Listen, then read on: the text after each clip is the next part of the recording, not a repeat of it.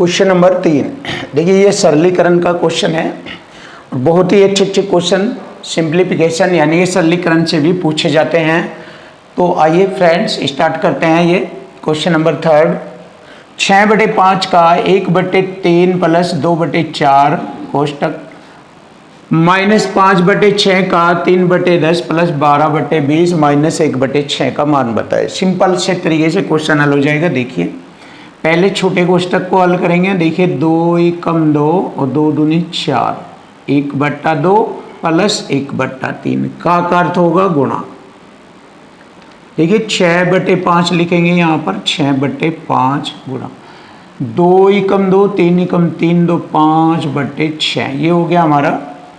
और माइनस का चिन्ह लगाएंगे, इसी प्रकार इसको लिखेंगे 5/6 गुणा का मतलब गुणा 4 × 12 4 × 5 20 5 × 15 10 × 30 45/50। सिंपल से तरीके से माइनस 1/6, 5 × 9 45 5 × 2 50 5 दूनी 10 और 3 दूनी 6 3 3 9। सिंपल लिखेंगे इसको करके।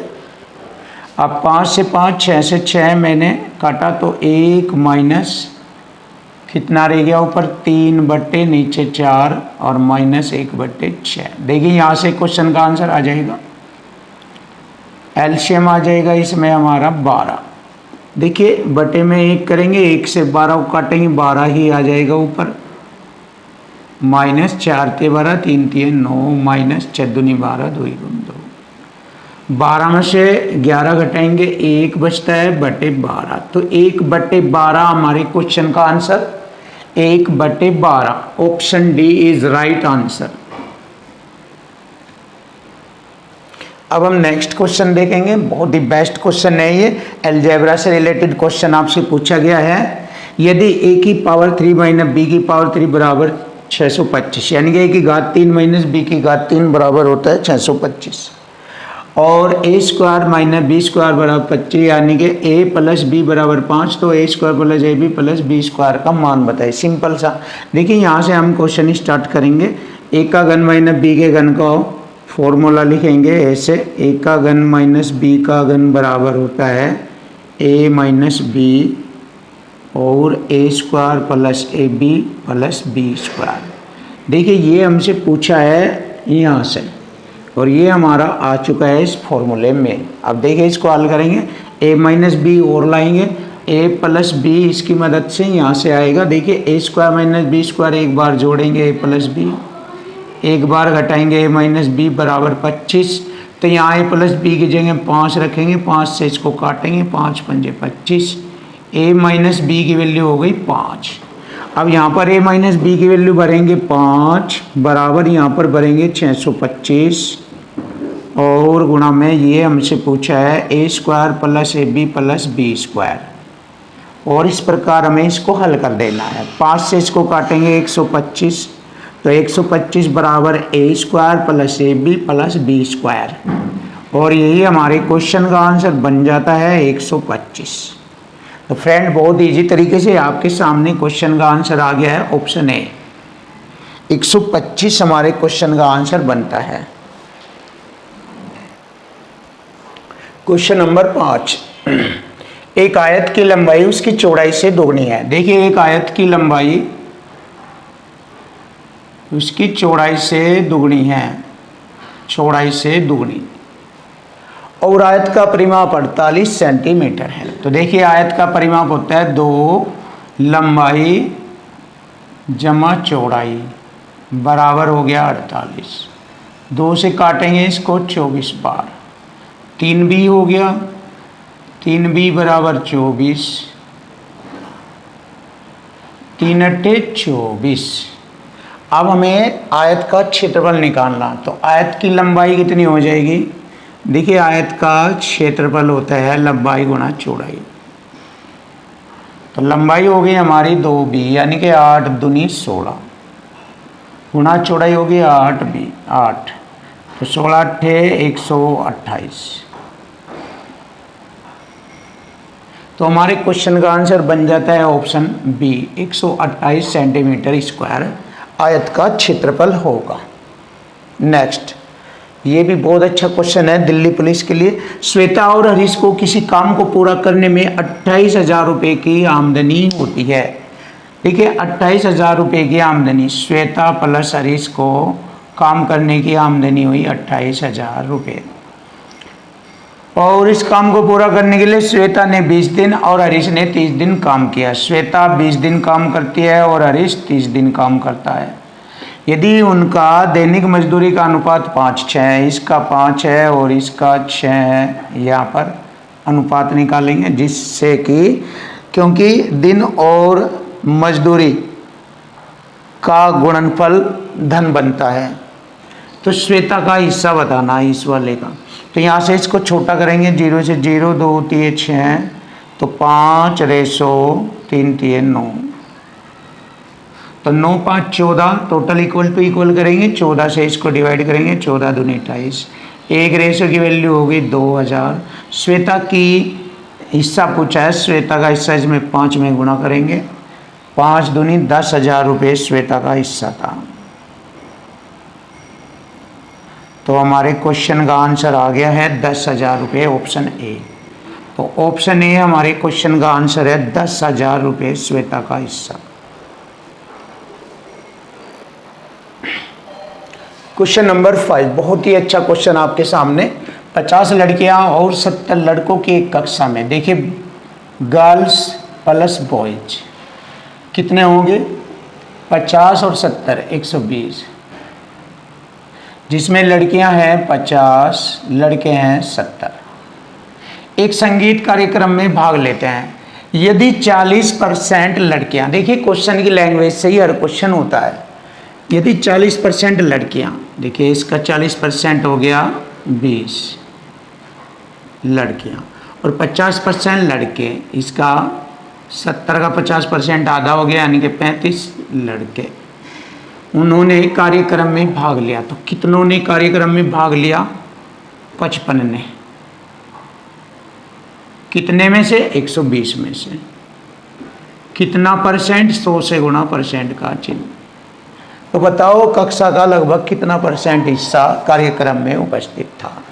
तो देखिए लगभग में आया है, ये पूरा नहीं कटेगा, तो उसके निकटतम पूर्ण अंकों में लगभग दिखाना, 0 से 0, 2 छिक 12, 2 छिक 12, 2 पंजे 10, तो 5 पंजे 25 और 5 पंजे 25, 2 27 बटे 6, 6 चौक 24, 3 हो गए 35, 6 छंग 36, लगभग 46% हमारे क्वेश्चन का आंसर आएगा। जब हम इसको इससे काटेंगे तो लगभग 46%, ऑप्शन डी हमारे क्वेश्चन का आंसर है। अब हम नेक्स्ट क्वेश्चन देखेंगे बहुत अच्छी तरीके से। वह सबसे बड़ी संख्या बताओ जिससे 155, 260, 315 को विभाजित करने पर क्रमशः शेषफल 5, 10 और 15 शेष बचता है। तो सबसे पहले अगर हमें बड़ी से बड़ी संख्या निकालनी है, इस शेष को घटाएंगे, 155 में से 5 घटाएंगे तो 150, 260 में से 10 घटाएंगे 250, 315 में से 15 घटाएंगे 300 का HCF लेंगे, क्योंकि बड़ी से बड़ी संख्या पूछी है।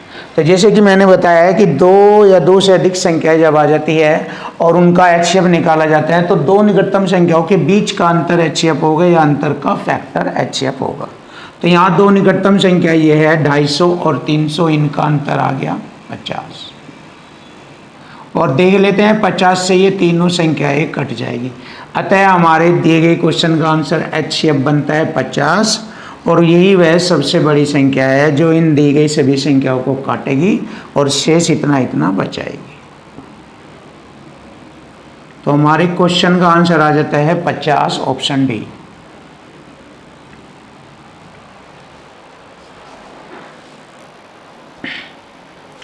क्वेश्चन नंबर 9, 3400 रुपये की राशि पर 4 वर्ष का साधारण ब्याज 680 रुपया। देखिए 4 वर्ष का, तो 1 वर्ष का साधारण ब्याज हो जाएगा 170 रुपये।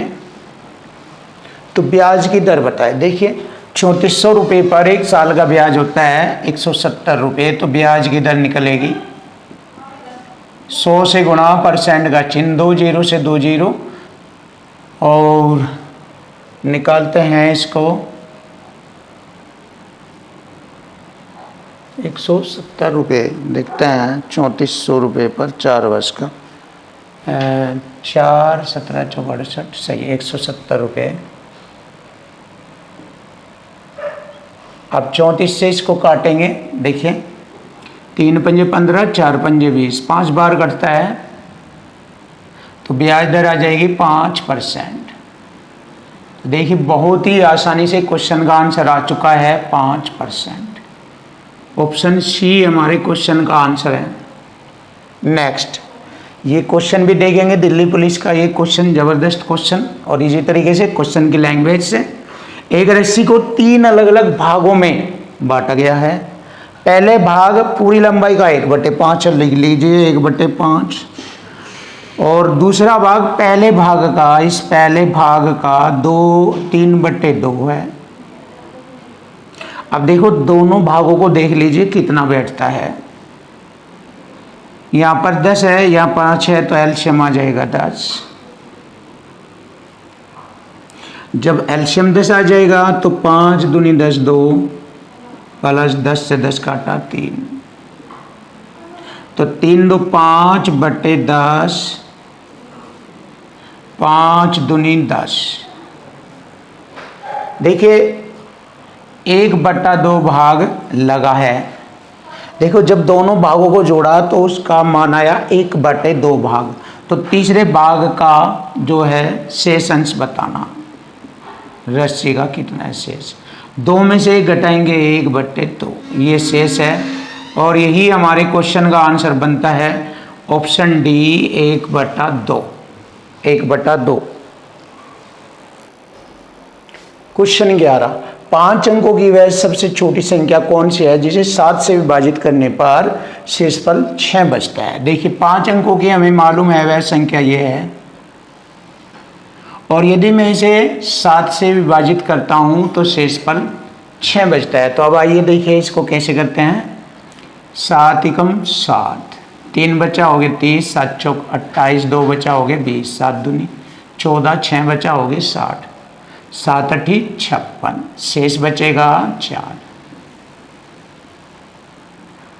देखिए हमारा इससे भाग देने पर शेष 4 बचता है और बुक में बताया है शेष 6, यानी क्वेश्चन में बताया है शेष 6। अब इन दोनों का अंतर देख लेते हैं कितना है।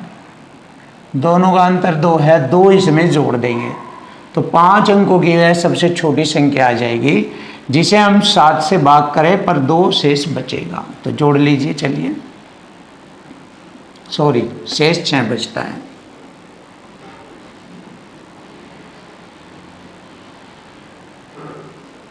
तो ये हमारे क्वेश्चन का आंसर है। इस अंतर को हम इसमें जोड़ लेंगे तो यही हमारे क्वेश्चन का आंसर बनता है। चेक करके देख लेना, आंसर यही आएगा। चलिए नेक्स्ट, 2400 के 12% में क्या जोड़े कि योगफल 5400 का 18% के बराबर हो जाए। 2400 का 12% में कितना जोड़े, क्या जोड़े कि 5400 का 18% के बराबर हो जाए। ये हो गया। देखो परसेंट से मैंने 2 जीरो हटाई, परसेंट से 2 जीरो, और 12 चौक 48, 4 12 दूनी 24 से 4 28, 288 में कितना जोड़े कि 18 चौक 72, 7 18 पंजे 90, 7 97। तो देखिए अगर मैं इसमें से यह वाली संख्या घटा दूँ तो पता लग जाएगा क्या जोड़ेंगे। 12 में से 8 घटाएंगे 4, 6, 16 में से 8 घटाएंगे 8, और यहाँ रह गया 8 में से 2 घटाएंगे 6, तो आ जाता है 684 जोड़ा जाएगा। और यही हमारे क्वेश्चन का आंसर बनता है ऑप्शन सी 684।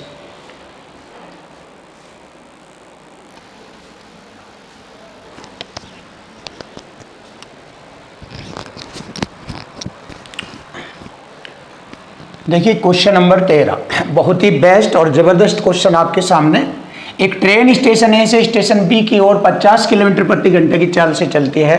आधे घंटे बाद दूसरी ट्रेन स्टेशन बी से ए की ओर 150 किलोमीटर की चाल से चलती है। दोनों स्टेशनों के बीच की दूरी है 725। तो जिस स्टेशन पर दोनों ट्रेन मिलती है उस स्थान की स्टेशन ए से दूरी बतानी। तो सिंपल सी बात है, स्टेशन ए और बी के बीच की दूरी है 725 किलोमीटर। अब सबसे पहले स्टेशन ए से चलती है पहली ट्रेन 50 किलोमीटर प्रति घंटे की चाल से। आधे घंटे लो, इसने 25 किलोमीटर की दूरी तय करी, तो शेष दूरी रह गई 725 में से 25 घटाएंगे 700 किलोमीटर। अब आधे घंटे बाद दूसरी ट्रेन बी से चलती है 150 किलोमीटर प्रति घंटा की चाल से। अब जब दोनों एक दूसरे के विपरीत चलती है तो दोनों की चालें जुड़ जाती है। ए के स्टेशन से पहले ट्रेन यहाँ पर आ जाती है और दूसरी यहाँ से चलती है, तो विपरीत दिशा में दोनों की चाल जुड़ जाती है। 200 हो जाएगा, 150 और 50 की चाल 200। तो कितने समय में मिलेगी? समय आ जाएगा यहाँ से 2 0 से 2 0 3.5 घंटे। तो 3.5 घंटे में मिलती है। लेकिन उसने पूछा है स्टेशन ए से वह कितनी दूरी पर मिलती है। देखिए आधे घंटे लो ये वाली, यहाँ से यहाँ लो चली, और 3.5 घंटे में यहाँ से यहाँ तक ए से के स्थान से मिलती है, यानी कि ए की तरफ से मिलती है। 3.5 घंटे और आधा घंटा 4 घंटे, 4 घंटे में मिलती है ए की तरफ से। तो यह दूरी निकालनी है, तो 50 की चाल से 4 घंटे लो चलती है 50 की चाल से। देखिए आधे घंटे की ये आ जाएगी जुड़कर और 3.5 की आ जाएगी, 50 चौका 200 किलोमीटर। तो स्टेशन ए की तरफ से जब वह मिलती है तो वहाँ से वहाँ तक की दूरी हो गई 200 किलोमीटर। ऑप्शन डी हमारे क्वेश्चन का आंसर आ गया। नेक्स्ट, एक क्लब में महिलाओं और पुरुषों की संख्या का अनुपात 3:2 है, यानी कि वो मेन और मेन 3:2 है। हाल ही में 300 महिला क्लब में शामिल हुई, महिलाएं आ गई, 300 महिलाएं क्लब में शामिल हो गई और नया अनुपात 5:2 का हो जाता है। देखिए नया अनुपात 5:2 का हो जाता है। क्लब में महिलाओं की संख्या बताओ कितनी थी। तो देखो महिलाएं ही बड़ी है जबकि मैन उतने ही हैं जितने पहले थे, यानी कि यहाँ भी उनका रेशो 2 ही है, यहाँ भी 2 है। तो हमें मालूम हो गया है अगर 300 महिलाएं आती है तो रेशो 2 बढ़ जाता है, रेशो 2 बढ़ जाता है। तो एक रेशो की वैल्यू हो गई 150, एक रेशो की वैल्यू 150। तो क्लब में महिलाओं की संख्या बताए। तो वेरी सिंपल, देखिए अब क्लब में महिलाओं की संख्या हो गई 150 की 5 में गुणा करेंगे, यानी कि 15 पंजे 75 और ये 0 750। तो क्लब में अब महिलाओं की संख्या थी 750। यही हमारा आंसर है। क्वेश्चन नंबर 15, देखिए बहुत ही बेस्ट और आसान तरीके से क्वेश्चन का सॉल्यूशन कराया जाएगा। x + y एक कार्य को 12 दिन में, x + y 12 दिन में, y + z उसको 18 दिन में और x + z उसको 15 दिन में कर लेते हैं। यदि x y z तीनों मिलकर उस काम को करें तो कितने दिनों में करेंगे? तीनों मिलकर करते हैं तो यहाँ पर इनका एलसीएम आ जाएगा 180 आ जाता है। 12 से इसको काटेंगे 15 बार, 18 से इसको काटेंगे 10 बार और 15 से इसको काटेंगे 12 बार। अब देख लीजिए तीनों 2-2 मिलकर काम कर रहे हैं। पहले x भी यहाँ पर 2 बार है, y भी 2 बार, z भी 2 बार कर रहा है। तो हम इसको ऐसे लिखेंगे x + y + z 2-2 मिलकर कर रहे हैं, 2 कॉमन, और कितना यूनिट करते हैं 37 यूनिट कर लेते हैं। तो 37/2 आ जाएगा। अगर तीनों मिलकर काम करते हैं तो कितनी यूनिट करेंगे? में 37/2 से भाग करेंगे इसको, 37/2 से भाग, 2 की गुणा इधर करेंगे 360, 18 दूनी 36/37। अब इसको देखते हैं कितनी बार कटेगा। ये लगभग 10 बार कटता है, क्योंकि ये पूर्ण अंकों में इसका आंसर दिखाई देगा, बट वैसे डेसिमल में है। बट ये देखो 37 दाम 370 हो लगभग, तो लगभग 10 दिन, लगभग लिखेंगे लगभग 10 दिन। तो काम पूरा होता है लगभग 10 दिनों में, और यही हमारे क्वेश्चन का आंसर होता है option B. Option B is right.